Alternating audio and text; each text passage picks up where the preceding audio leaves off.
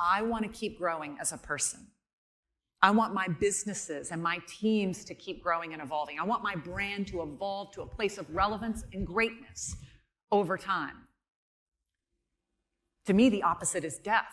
If I'm not growing, I'm dying. We've all heard this, right? If you're not green and growing, you're going in the other direction. Now, the rate at which you want to push and do that varies person to person. I don't do that to the tune that I drive myself or my businesses into the ground. You can try to attain something, the next shiny thing, so much you actually degrade yourself, your business, your team, and your energy. There's a healthy spot in between. And you've got to learn what that is for you. And so when I confront reality in good times, the way you do that is you show your team or yourself, maybe this is you pushing yourself on your own health journey, is you look at other people doing more with less. Show an example of another company doing more with less. Show an example of a team nowhere near as good as your team doing more than you're doing. There is a way to reframe,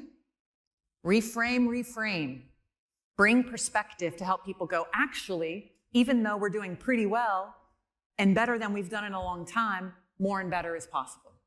It's true for our health, it's true for our families, it's true for our teams, it's true for our businesses, but you got to create perspective to drive influence.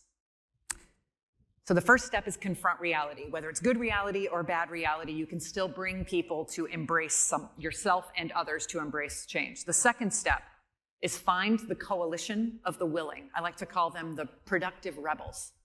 So I called Greg Koman, who is the son of the father-son duo who founded Cinnabon.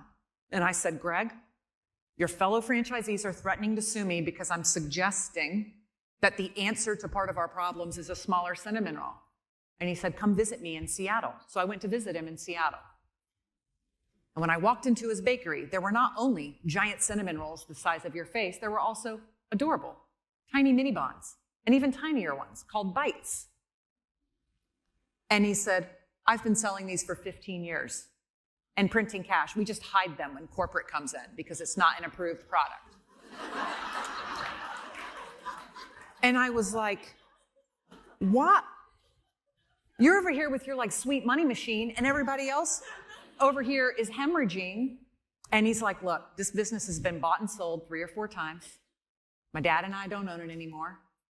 Every president comes in here and says, we need to sell coffee, we need to have smaller portions, nobody ever wants to do it, so I just sell coffee and sell smaller portions, make a lot of money. And I said, I need your help.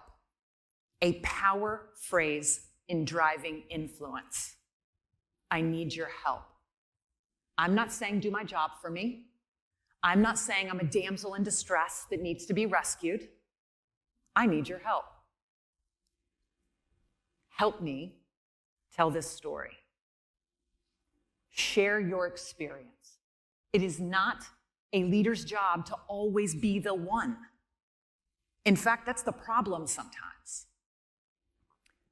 Then, of course, I say, I need your help. I'm showing him respect. I'm reminding him that he has influence and value.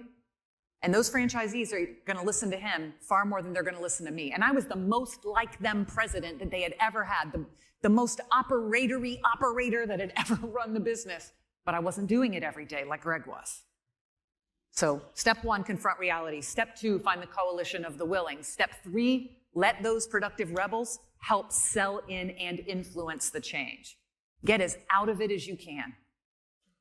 Creating influence is actually about helping other people have influence.